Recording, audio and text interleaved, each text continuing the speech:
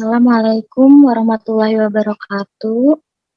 Yang terhormat Bapak Namora selaku dosen Sistem Pengendalian Manajemen. Kami dari kelompok 5, saya Irma selaku moderator. Sebelumnya saya akan memperkenalkan anggota kelompok kami yang terdiri dari Darlia Febrianti, Maria, Nurjana, dan Rahayu Setiawati. Materi presentasi yang akan kita bahas pada kesempatan ini yaitu mengenai konsep ROI atau Return of Investment dan EVA, Economic Value Added.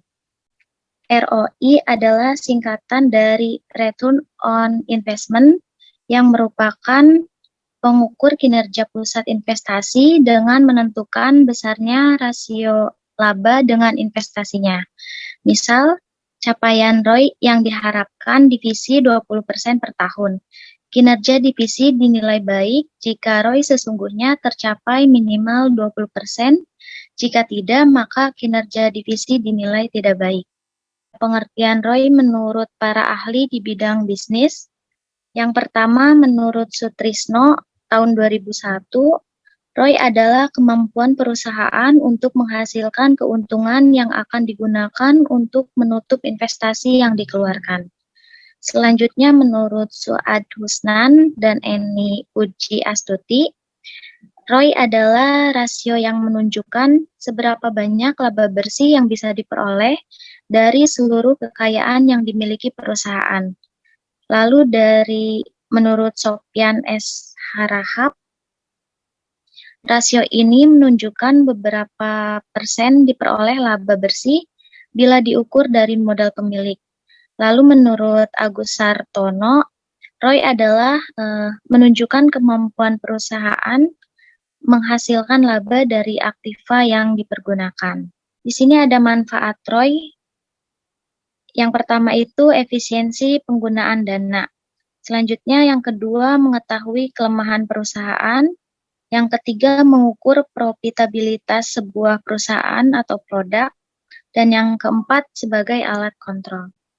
Yang pertama, tingkat turnover dari operating aset. Tingkat turnover biasa ditentukan dari tingkat perputaran aktiva yang digunakan untuk operasional setiap harinya. Ini adalah hal yang menjadi fundamental dalam sebuah bisnis. Yang kedua, profit margin. Profit margin yang dihasilkan oleh sebuah perusahaan bisa melihat keuntungan bersih atau laba bersih dari perusahaan untuk menyimpulkan sebuah perusahaan bisa memiliki ROI yang sesuai atau tidak. Melalui dua faktor ini, Anda bisa mendapatkan dua informasi mengenai keuntungan bersih yang dihasilkan dan juga seberapa efektif jumlah aktiva yang ada di sebuah perusahaan. Dua faktor ini yaitu yang mempengaruhi ROI. Kelebihan dan kekurangan ROI. Yang pertama adalah ada kelebihan. Kelebihan di sini yang pertama, perhitungan ROI lebih mudah dan sederhana. Yang kedua, memberikan gambaran mengenai prospek bisnis di masa depan. Yang selanjutnya, rumus yang digunakan general dan bisa diterapkan di berbagai industri. Mampu mengukur efisiensi investasi dari segala aspek seperti modal, biaya operasi, hingga transaksi. Dan yang terakhir, membantu untuk membuat keputusan dan juga strategi bisnis yang lebih efektif. Di sini juga ada kekurangannya. Kekurangannya yaitu bisa mempengaruhi dividen kas dengan signifikan, kemudian sulit menentukan investasi mana yang dampaknya paling besar, karena semua investasi akan dipukul rata, sehingga tidak bisa mendapatkan detail investasi mana yang paling menguntungkan. Selanjutnya, perhitungan ROI rawan tidak akurat karena tidak memasukkan matriks lainnya seperti inflasi, pajak, dan sejenisnya. Sehingga bisa jadi perhitungan menjadi tidak aktual dengan keadaan yang ada di lapangan saat ini. Dan yang terakhir, jika Anda ingin membandingkan ROI dari waktu ke waktu, rumus yang digunakan justru semakin rumit. Dan di sini ada cara perhitungan ROI. ROI sama dengan laba bersih dibagi biaya investasi dikali 100. Ada juga untuk mencari ROI, jika diketahuinya nilai sekarang dikurangi biaya investasi dibagi biaya investasi dikali 100. Di sini ada contoh dalam investasi. Ika menginvestasikan uang sebesar 100 juta pada sebuah perusahaan yang bergerak di dunia IT. Dalam setahun kemudian, Tika menjual investasinya dengan harga 150 juta kepada orang lain. Otomatis yang diketahuinya nilai sekarang dan biaya investasi. Nilai sekarangnya di sini itu karena Ika menjual investasinya dengan 150 juta, maka nilai yang sekarang diketahui 150 juta dikurangi 100 juta, ini itu pada saat Ika menginvestasikan uang. Dibagi 100 juta dikali 100, sama dengan 50%. Dari contoh ini, bisa disimpulkan jika Tika berhasil mendapat keuntungan sebesar 50% dari awal Tika berinvestasi. Di sini ada contohnya juga ya, net profit dibagi cost of investment dikali 100, maka akan diketahui ROI. Di sini ada pengertian EVA atau Economic Value Added. EVA atau Economic Value Added adalah pengukuran kinerja keuangan perusahaan berdasarkan kekayaan sisa. EVA juga disebut keuntungan ekonomi. Pengukuran ini bergantung pada teknik pendapatan residual untuk menunjukkan profitabilitas proyek tertentu. EVA bertujuan untuk mewakili keuntungan ekonomi perusahaan yang sebenarnya. Mengukur nilai yang dihasilkan perusahaan berdasarkan dana yang diinvestasikan orang lain di dalamnya. Membuatnya sangat bergantung pada modal yang diinvestasikan. Ini merupakan kelebihan laba di atas biaya modal setelah penyesuaian pajak disajikan secara tunai. Kemudian ada kelebihan dan kekurangan EVA. Yang pertama, kelebihan EVA. Yang pertama, dengan menggunakan EVA, maka semua unit bisnis jadi mempunyai target laba yang sama untuk perbandingan investasi. Yang kedua, bila performa suatu pusat investasi dinilai dengan menggunakan EVA, maka berbagai investasi yang bisa menghasilkan laba di atas modal bisa meningkatkan EVA dan hal tersebut sangat menarik untuk para manajer.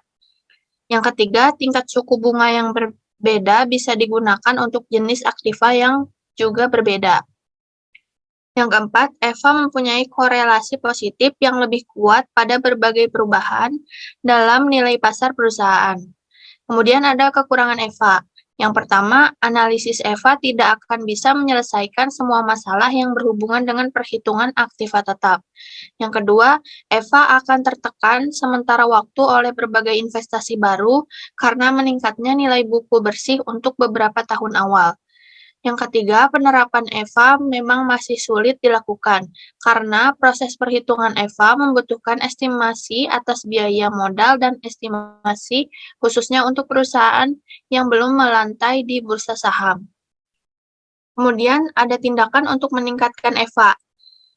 Divestasi aset produk atau bisnis ROI yang kurang dari besarnya biaya modal, peningkatan ROI melalui bisnis proses reengineering dan productivity gains tanpa meningkatkan basis investasi, kemudian investasi agresif yang baru dalam aset produk atau bisnis ROI-nya melebihi biaya modal. Kemudian peningkatan penjualan, margin laba atau efisiensi modal, atau rasio penjualan terhadap modal yang digunakan. Ada beberapa alasan mengapa EVA lebih unggul dari ROI. Yang pertama, dengan EVA, seluruh unit usaha memiliki sasaran laba yang sama, sedangkan ROI memberikan insentif yang berbeda dengan investasi di antara unit-unit usaha.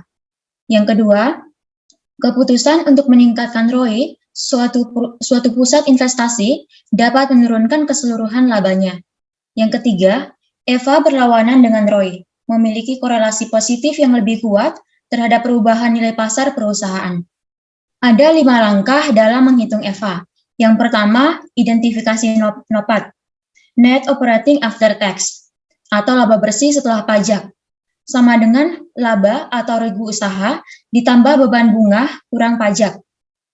Yang kedua, tentukan WACC, Weighted Average Cost of Capital, atau pengembalian rata-rata yang diantisipasi perusahaan dibayarkan ke investor. Sama dengan dalam kurung D kali RD, dikali dalam kurung 1 kurang tax, ditambah dalam kurung E kali RE.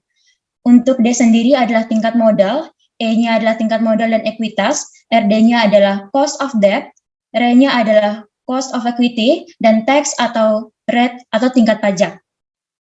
Yang ketiga, menghitung IC atau invested capital, mengacu pada jumlah uang yang digunakan untuk mendanai proyek, sama dengan dalam kurung total utang ditambah ekuitas dikurang utang dalam jangka pendek. Yang keempat, capital charge.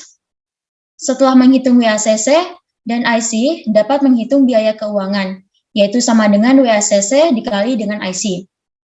Yang terakhir adalah EVA, Economic Value Added, yaitu menghasilkan kekayaan investasi, sama dengan NOPAT dikurang capital charge. Sebagai contoh soal, diketahui ikhtisar laporan keuangan dari perusahaan XYZ pada periode 31 Desember 2020 adalah sebagai berikut. Total hutang jangka panjang 95 juta, total hutang jangka pendek 155 juta, ekuitas 152 juta, total hutang 250 juta, laba 224.500.000, beban bunga 185.500.000, dan pajaknya sebesar 6.750.000.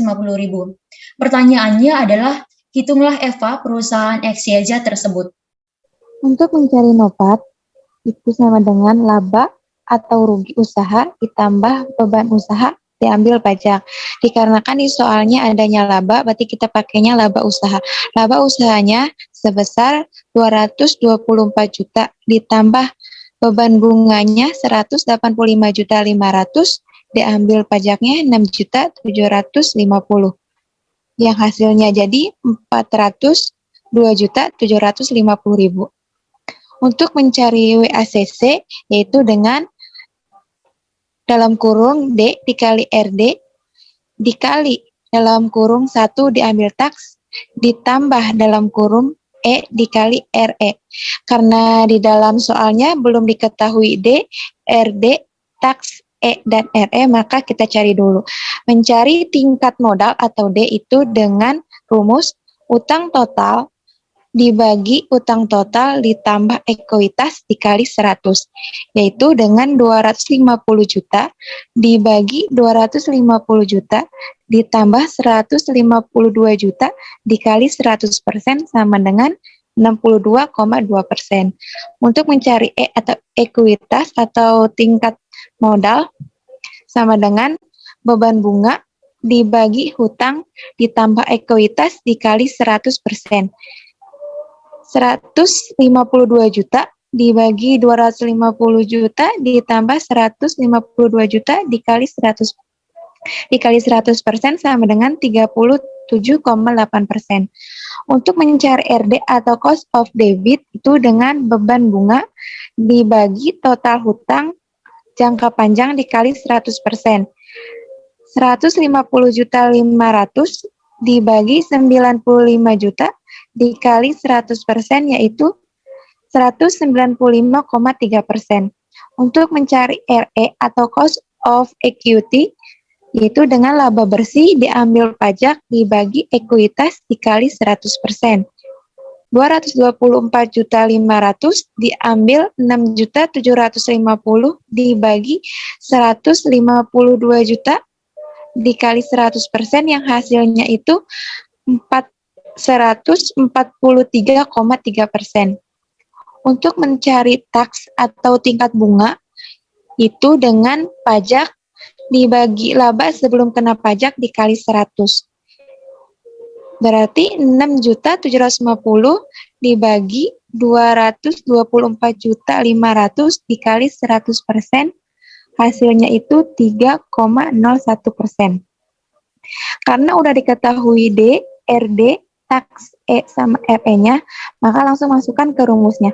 WACC sama dengan D dikali RD dikali 1 diambil taks ditambah E dikali RE, yaitu dengan 62,2% dikali 195,3% dikali 1 diambil 3,01% ditambah 37,8% dikali 143,3%.